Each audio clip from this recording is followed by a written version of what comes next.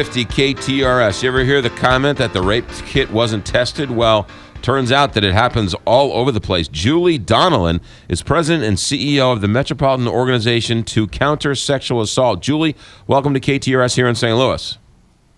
Thank you. Thanks for having me. This is a problem that we're all hearing about, but I'm assuming you've known about this problem for years. Yes, actually, we have a really strong relationship. Moxa is up in Kansas City, Missouri, and we've had a strong relationship with the Kansas City, Missouri Police Department for over 40 years. In fact, they were instrumental in starting the Rape Crisis Center, Moxa. So since about the past 2 years, we've been having conversations with them about the backlog of untested rape kits. We have a sexual assault response team that meets, KC-IRSA, every month. And so these are issues and items that we talk about frequently. So although we're grateful to the Joyful Heart for putting this forward, it's something that we've been working on and the police have been working on for quite some time. How bad is the problem? Tell us how many rape kits aren't tested. Well, in the Kansas City area, Joyful Heart's report came out that there were 1,324 untested rape kits in Kansas City, Missouri Police Department. Although that's just a small fraction of the jurisdictions in the Kansas City area.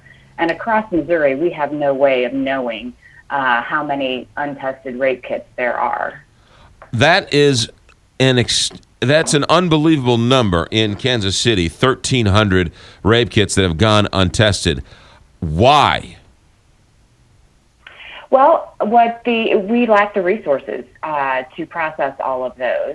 And so Kansas City Police Department prioritizes, as I'm sure the police departments across the state do as well. They prioritize the rape kits. So they have a plan by which to respond to this. It's not the best plan. Certainly it's not what we would hope for. I mean, best practice would certainly be to test all the rape kits possible. But they do put the high priority cases first. And cases where if it was an anonymous rape kit that was done, unfortunately, those don't get prioritized. So what you're saying is if the woman isn't deemed credible, the rape kit isn't done? Yes, certainly in some jurisdictions that happens.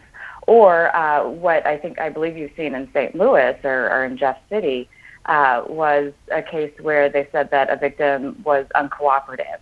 And we know that oftentimes there's either obvious or subtle victim blaming that goes on in these cases, which causes victims not to come forward or to stop cooperating with police.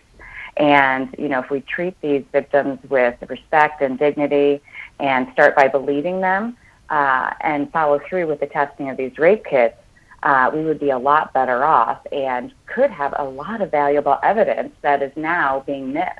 You're insinuating the Brittany Burke case down in Jefferson City, where the police said that they didn't test the rape kit because she was uncooperative.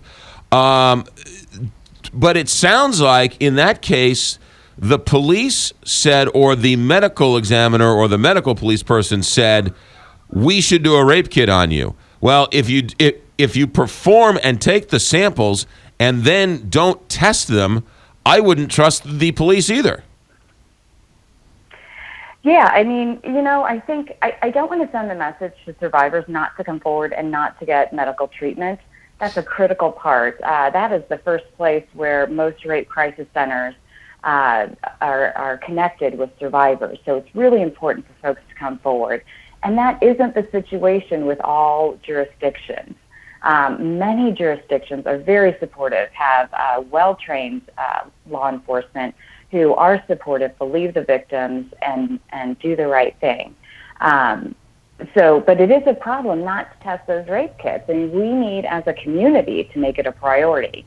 This isn't just a law enforcement issue. This is a community issue. And so as a community, we need to prioritize the testing of these rape kits because oftentimes people who commit these crimes are serial rapists or have done it to other people in the past. So we need to be sure to be testing these kits because there's a lot of valuable evidence. There seems to be a big problem in Missouri in the rural areas, correct? and not having a lack Yeah. of the forensic nurses that are available to even do the testing. Kelly, that's a really great point. The other part of this issue is that we need to make sure that we have all of the resources available, not just testing for rape kits.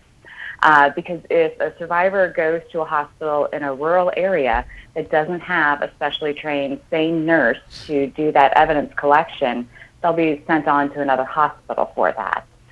So oftentimes, if you can imagine a survivor going into a hospital, making one trip to a hospital can be overwhelming, but then to be turned away and told you have to go someplace else that could be miles and miles away can be devastating for a survivor. How much does a rape kit cost to be tested? I don't know the exact numbers on that. I mean, is it But I like believe it's $20 around or is it $600? $2,000. How much?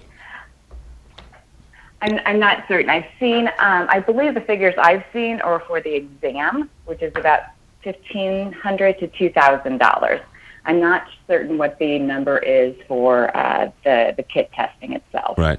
Is your organization calling for all rape kits to be tested? Yeah, best practice would be that all rape kits are tested.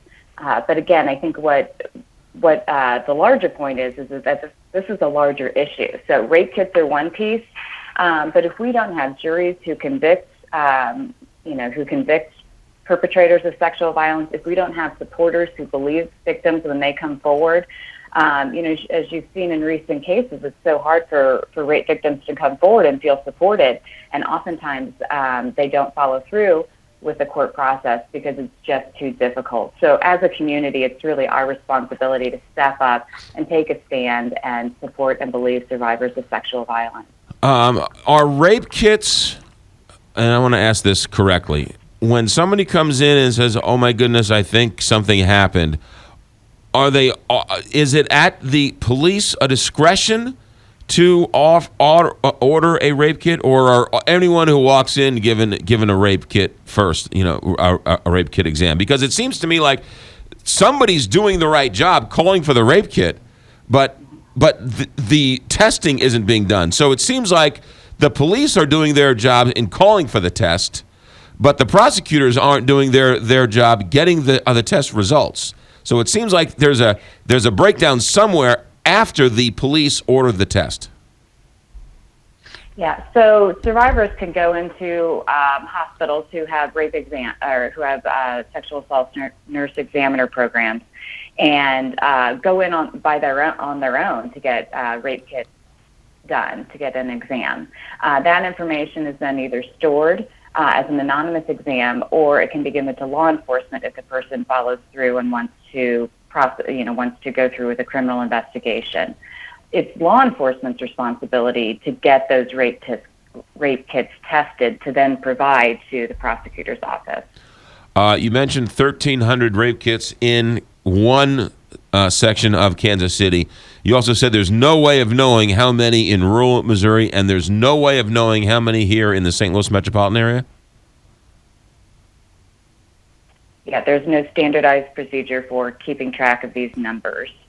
And we don't know, so we don't know how many are sitting on evidence shelves in police departments across the state of Missouri, how many are at the labs in Missouri waiting to be tested.